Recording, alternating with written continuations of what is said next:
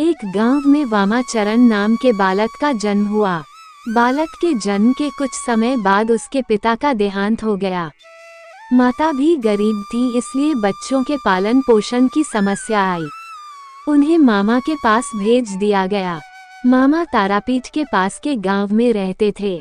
जैसा कि आमतौर पर अनाथ बच्चों के साथ होता है, दोनों बच्चों के साथ बहुत अच्छा व्यवहार नहीं हुआ। धीरे धीरे वामाचरण की रुचि बाबाओं की तरफ होने लगी। गांव के मशान में आने वाले बाबाओं की संगत में रहते रहते वामाचरण में भी देवी के प्रति रुझान बढ़ने लगा। अब वह तारा माई को बड़ी माँ कहते और अपनी माँ को छोटी माँ।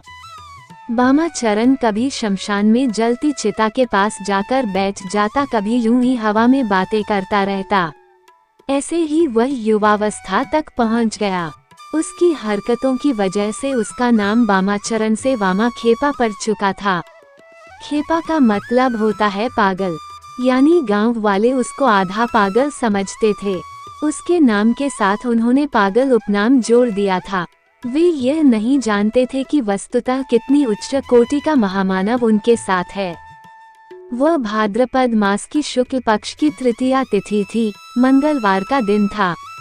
भगवती तारा की सिद्धि का परम सिद्ध मुहूर्त। रात का समय था। वामाखेपा जलती हुई चिता के बगल में शमशान में बैठा हुआ था। तभी नीले आकाश से ज्योति फूट पड़ी और चारों तरफ प्रकाश ही प्रकाश फैल गया। उसी प्रकाश में वामाचरण को मां तारा के दर्शन हुए। कमर में बाघ की खाल पहने हुए, एक हाथ में कैंची लिए, एक हाथ में खोपड़ी लिए, एक हाथ में नीले कमल का पुष्प लिए, एक हाथ में खड्ग लिए हुए, महावर लगे सुंदर पैरों में पायल पहने हुए, खुले हुए कमर तक बिखरे केश से युक्त परम ब्रह्मांड की स्वामिनी सौंदर्य की प्रतिमूर्ति वामाखेपा उस भव्य और सुंदर देवी को देखकर खुशी से भर गए।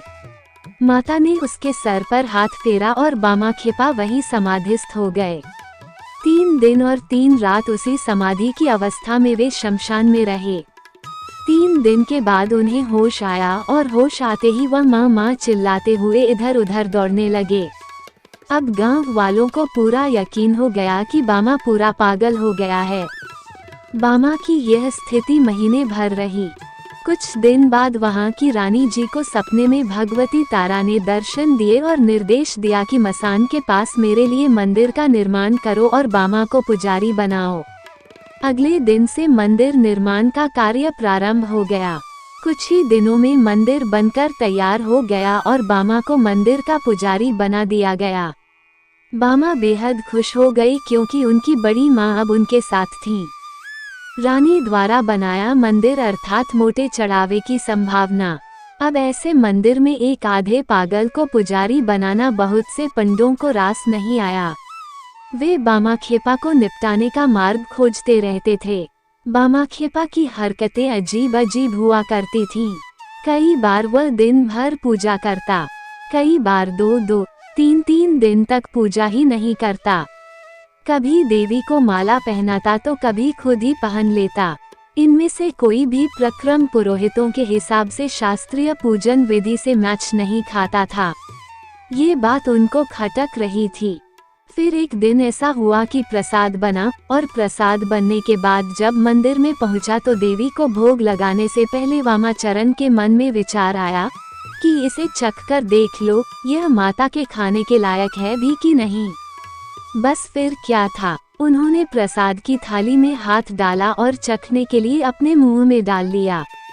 चखने के बाद जब सही लगा तो बाकी प्रसाद उन्होंने माई को अर्पित कर दिया। इतना बड़ा अवसर पंडित कहाँ छोड़ते। उन्होंने बवाल मचा दिया कि देवी के प्रसाद को वामा ने खा लिया है, उसे झूठा कर दिया है, झूठा प्रसाद देवी को चढ़ा दिया है। अब देवी रुष्ट हो जाएंगी, उनका प्रकोप सारे गांव को झेलना पड़ेगा। उसके बाद भीड़तंत्र का बोलबाला हुआ और गांव वालों ने मिलकर वामाचरण की कसकर पिटाई कर दी और उसे शमशान में ले जाकर फेंक दिया। मंदिर पर पुरोहितों का कब्जा हो गया। उन्होंने शुद्धिकरण और तमाम प्रक्रियाएं की। उस दिन पूजन पुरोहितों के अनुसार संपन्न हुआ। उधर बामाखेपा को होश आया तो वह माई पर गुस्सा हो गया। मैंने गलत क्या किया जो तूने मुझे पिटवा दिया? तुझे देने से पहले खाना स्वादिष्ट है या नहीं देख रहा था। इसमें मेरी गलती क्या थी? मैं तो तुम्हें स्वादिष्ट भोग लगाने का प्रयास कर रहा था और चाहता था कि तुझे अच्छे स्वाद का प्रसाद ही मिले।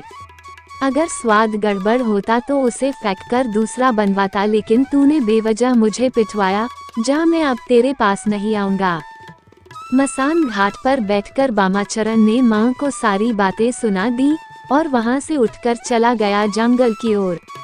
जंगल में जाकर एक गुफा में बैठ गया। ये स्थिति बिल्कुल वैसे ही थी जैसे अपनी माँ से रूठकर बच्चे किसी कोने में जाकर छुप जाते हैं। बामाचरण और तारा माई के बीच में माँ और बेटे जैसा रिश्ता था। ये रिश्ता बिल्कुल वैसा ही था जैसे एक अबोध शिशु और उसकी माँ के बीच में होता है। अपने शिशु की व्यथा तारा माई को सहन नहीं हुई। उसी रात रानी के स्वप्न में माई प्रकट हुई।